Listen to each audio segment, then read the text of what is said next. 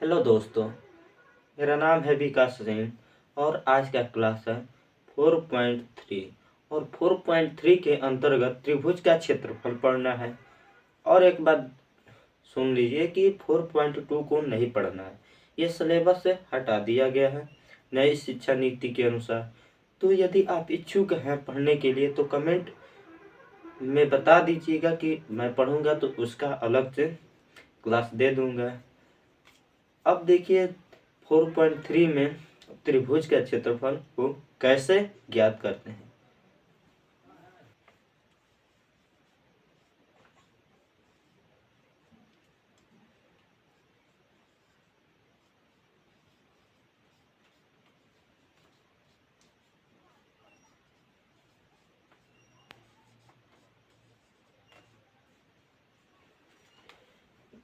देखिए दोस्तों, त्रिभुज का क्षेत्रफल ये भी सूत्र है।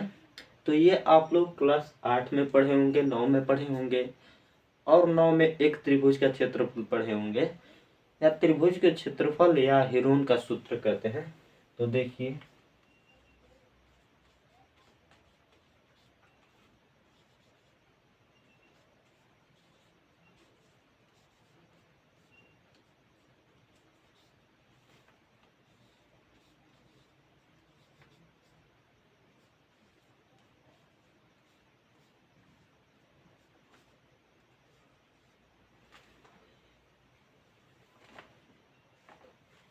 ये भी त्रिभुज का क्षेत्रफल ही है।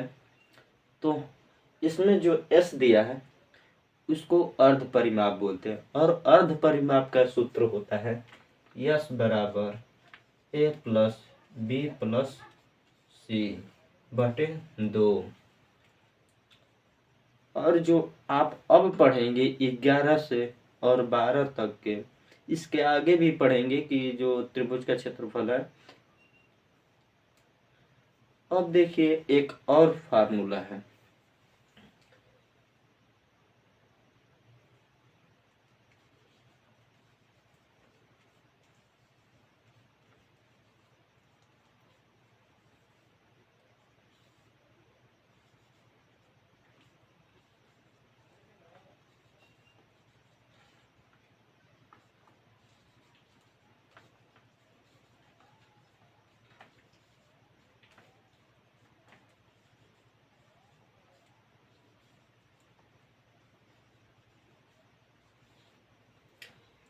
ये आप क्लास 11th में पढ़े होंगे, तो क्लास 12th में भी इसी फार्मूले को यूज करना है।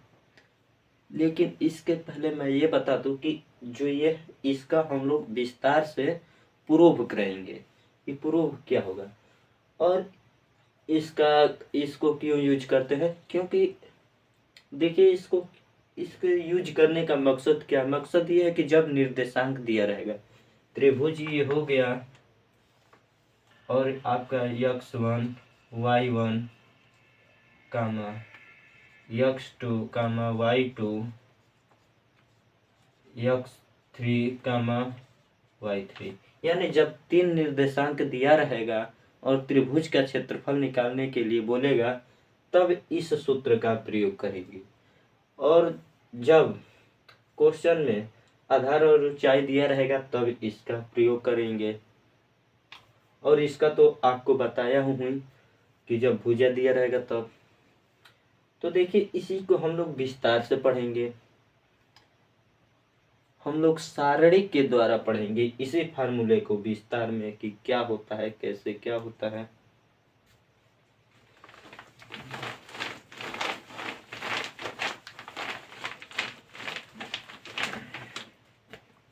अब देखिए त्रिभुज का क्षेत्रफल बराबर, अब देखिए 1/2 मॉड में x1 y1 1 x2 y2 1 x3 y3 1। अब देखिए जैसे सारणी को सॉल्व करते थे इसे भी उसी तरह सॉल्व करेंगे। C1 से प्रसार करके हम लोग सॉल्व करेंगे। तो देखिए यहाँ से C1 से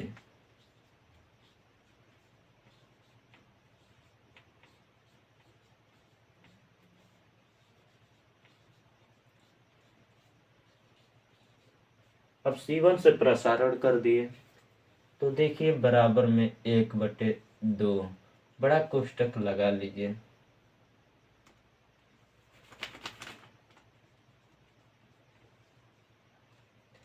अब देखिए बड़ा कोष्टक लगा लीजिए। अब x1 लेंगे क्योंकि C1 से कर रहे हैं, तो अब देखिए x1 की पंक्ति और x1 की स्तंभ कैंसिल हो जाएगी, तो हमें बच जाएगा y2 1 y3 1। तो y2 1 y3 1। अब देखिए अब लेंगे x2 को, तो -x2 ले लिए, तो जब x2 लेंगे तो x2 की पंक्ति और x2 की स्तंभ कैंसिल हो जाएगी, तो बच जाएगा y1 1 y3 1। तो y1 1 y3 1। अब प्लस, अब x3 लेंगे, तो अब x3 की पंक्ति और x3 के स्तंभ कैंसिल हो जाएगा, तो बच जाएगा y1 1 y2 1। y1 1 y2 1। तो अब आप लोग यहाँ से सॉल्व कर सकते हैं खुद से, क्योंकि आप ये पहले पढ़ चुके हैं कि कैसे सॉल्व होता है। आगे देखिए 1/2 बड़ा कोष्टक में x1। अब देखिए y2 का 1 में तिर्यक गुणा करेंगे तो y2 हो जाएगा माइनस। अब y3 का 1 में गुणा करेंगे तो y3 हो जाएगा कोष्टक में। अब देखिए x2। अब यहाँ पे देखिए y1 का गुणा 1 में तिर्यक करेंगे तो y1 हो जाएगा, और इसी तरह y3 भी हो जाएगा। अब प्लस x3। अब देखिए y1 का गुणा 1 में करेंगे तो y1 हो जाएगा।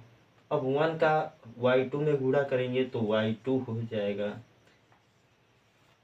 अब देखिए आपका फार्मूला भी सिद्ध हो गया। अब आप लोगों को अब समझ में आ गया होगा कि कैसे सॉल्व किए हैं। तो जो आप 11 में फार्मूला पढ़े थे वही 12 में भी पढ़ेंगे, लेकिन इसको विस्तार करके दिखा दिया हूँ कि कैसे, शारीरिक के द्वारा विस्तार करके दिखा दिया हूँ कि कैसे होगा। तो अब चलते हैं उदाहरण पे। तो उदाहरण भी ध्यान से पढ़ लीजिए और मेरे वीडियो के अंत तक बने रहिए बढ़िया से, और नए नए तरीकों से आपको कुछ न कुछ सीखने को मिलता रहेगा।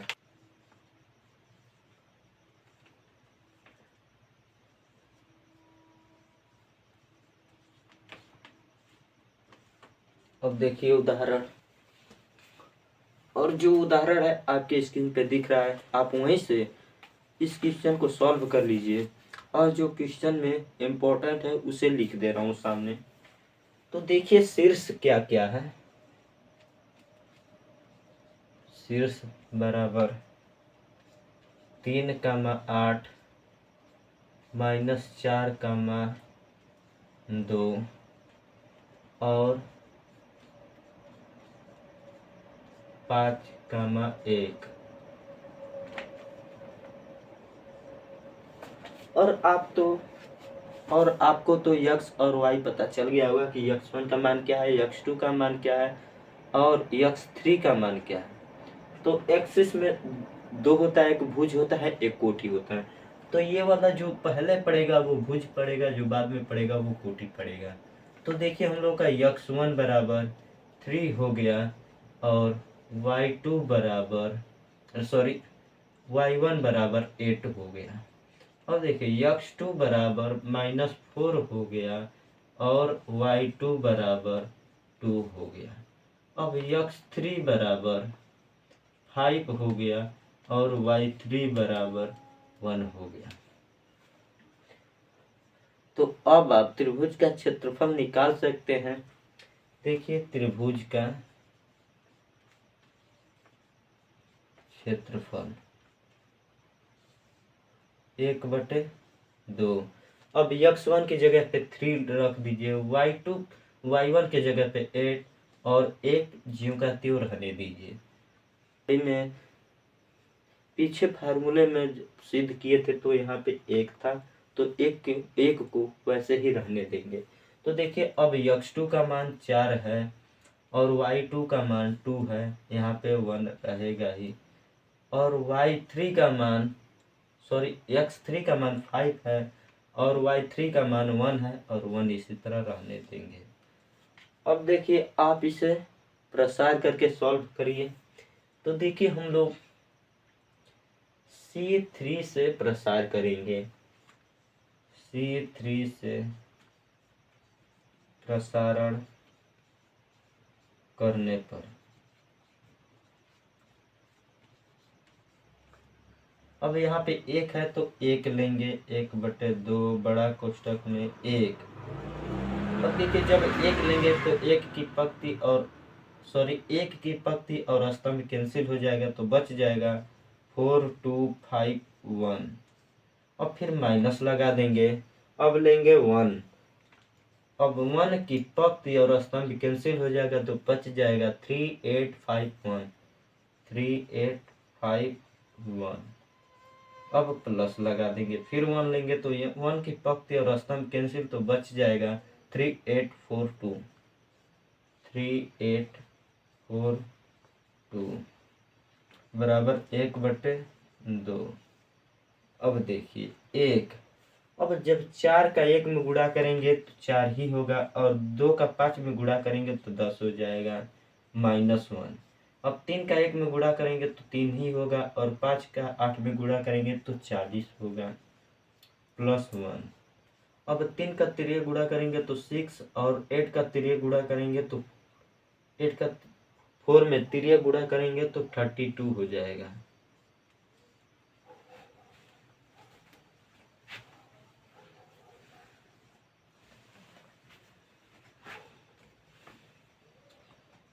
अब बराबर में देखिए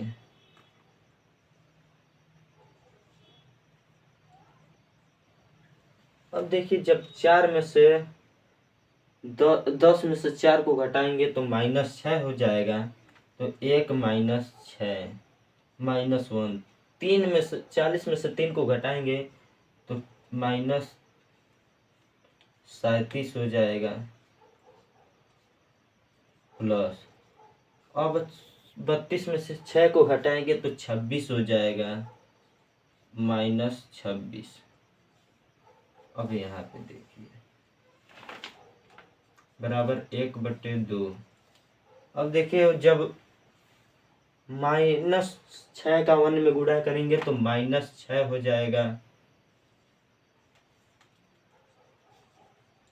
अब देखिए यहाँ पे भी माइनस है और यहाँ पे भी माइनस है तो गुणा होगा तो प्लस हो जाएगा और 37 में 1 का गुणा होगा तो 37 हो जाएगा।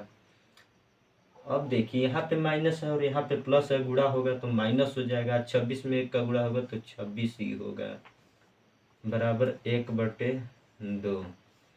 अब जो चिन्ह एक समान है उसको जोड़ लेंगे तो यहाँ पे -6 है और -26 है तो -32 हो जाएगा और +37 है तो 37 में से 32 को घटाएंगे तो 5 ही होगा और त्रिभुज का क्षेत्रफल बराबर 5/2 आपका आंसर आ जाएगा।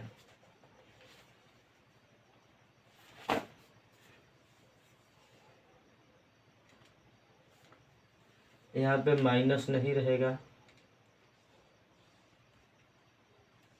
यहाँ पे माइनस लगा दिए थे तो अब इसको आप स्क्रीनशॉट ले लीजिए। तो दोस्तों आज का क्लास यहीं तक है। अब मिलेंगे अगले दिन। तो दोस्तों जब अगले दिन मिलेंगे तो एक्सरसाइज के प्रश्न को सॉल्व करेंगे।